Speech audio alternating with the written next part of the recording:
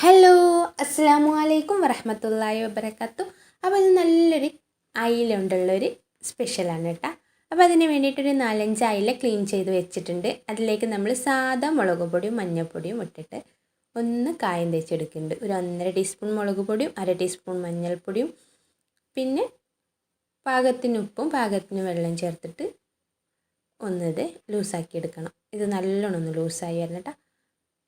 എന്നിട്ട് നമ്മൾ ക്ലീൻ ചെയ്ത് വെച്ച അയില ഇതിലൊന്ന് തേച്ച് പിടിപ്പിക്കണം. ഈ കായ ഇതിലൊന്ന് തേച്ച് പിടിപ്പിക്കുക. നന്നായിട്ടൊന്ന് തേച്ച് പിടിപ്പിച്ചതിന് ശേഷം ഒരു 10 മിനിറ്റ് നേരം ഇതൊന്ന് ഈ മസാല ഒന്ന് പിടിക്കാൻ വേണ്ടി വെക്കുക. അപ്പോൾ ഇതെല്ലാം ഒന്ന് കായം തേച്ച് വെച്ചിട്ടുണ്ട്. ഇനി നമുക്കിതൊരു 10 മിനിറ്റ് നേരം മാറ്റി വെക്കാം.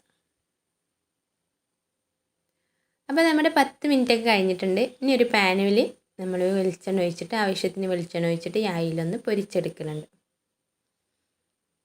അപ്പോൾ ഇതൊന്ന് പൊരിച്ചെടുത്തിട്ടുണ്ട്. ഇനി നമ്മളൊരു മിക്സിയുടെ ജാറെടുത്തിട്ട് അതിലേക്ക് 1 ടേബിൾ സ്പൂൺ കുരുമുളകും ഒരു ചെറിയ കഷ്ണം ഇഞ്ചും 4-5 വെളുത്തുള്ളി 2 പച്ചമുളകും ഒരു തക്കാളിയും കൂടെ ഇട്ട് ഒന്ന് അരച്ചെടുക്കണം. പേസ്റ്റ് രൂപത്തിലൊന്ന് അരച്ചെടുക്കണം. എന്നിട്ട് ഒരു പാൻ അടുപ്പത്ത് വെച്ചിട്ടുണ്ട്. അതിലേക്ക് 2 ടേബിൾ സ്പൂൺ വെളിച്ചെണ്ണ ഒഴിച്ചു കൊടുത്തിട്ടുണ്ട്. പിന്നെ ഒരു 3 വല്യുള്ളിയും കൂടെ ചെറുതായി അരിഞ്ഞതും ചേർത്ത് പാകത്തിന് ഉപ്പിട്ട് ഒന്ന് വാട്ടിയെടുക്കണം. അപ്പോൾ ഇതൊന്ന് നല്ലോണം ഒന്ന് വാട്ടിയെടുക്കുക. അങ്ങനെ നല്ല ചുവന്ന കളറാവുമൊന്നും വേണ്ട, കുറച്ച് വാടിയാൽ മതി. ഇതേ രീതിക്ക് ഒന്ന് വാടി കിട്ടിയാൽ മതി. ഇത് വാടി വന്നതിന് ശേഷം നമ്മൾ അരച്ച് വെച്ച പേസ്റ്റ് ഇതിലേക്കൊന്ന് ഒഴിച്ചു കൊടുക്കുന്നുണ്ട്. മുഴുവനായിട്ടൊന്ന് ഒഴിച്ചു കൊടുക്കുക. ഇനി ഇതൊന്ന് ഈ മസാലയുടെ പച്ചമണം മാറുന്നത് വരെ ഒന്ന് വാട്ടിയെടുക്കുക. എന്നിട്ട് ഇതിലേക്ക് ഒരു 1/2 ടീസ്പൂൺ മഞ്ഞൾപ്പൊടിയും 1.5 ടീസ്പൂൺ മുളക് പൊടിയും 1/4 ടീസ്പൂൺ പെരിഞ്ജീരകപ്പൊടിയും ഇട്ടുകൊടുക്കുക. എന്നിട്ടിത് നല്ലോണം ഒന്ന് മിക്സ് ചെയ്യുക. അതിൻ്റെ ഒരു പച്ചമണം മാറുന്നത് വരെ ഒന്ന് മിക്സ് ചെയ്തെടുക്കുക, വാട്ടിയെടുക്കുക. ഇത് നല്ലോണം ഒന്ന് വാട്ടിയെടുക്കുക. ഈ പൊടികൾ പച്ചമണം മാറിയതിന് ശേഷം ഇതിലേക്ക് നമ്മൾ ഉപ്പുണ്ടോ നോക്കിയിട്ട് പാകത്തിന്, നമ്മളിതിൽ ഉപ്പില്ലായിരുന്നു, ഒരു 1/2 ടീസ്പൂണും കൂടെ ഉപ്പും കൂടെ ചേർത്ത് കൊടുത്തിട്ടുണ്ട്. കുറച്ച് കറിവേപ്പില ഇട്ട് കൊടുക്കുക. ഒരു ഇത്തിരി വെള്ളം ഒഴിച്ചു കൊടുക്കുക. ഒരു കുഴാന്നിരിക്കാൻ വേണ്ടിയിട്ടാണ് കേട്ടോ ഇത്തിരി വെള്ളം ഒഴിക്കണത്. അതും കൂടെ ഒഴിച്ചു കൊടുത്തിട്ട് നമ്മളിതൊന്ന് ചൂടാറാൻ വേണ്ടിയിട്ട് മാറ്റി വെക്കുക.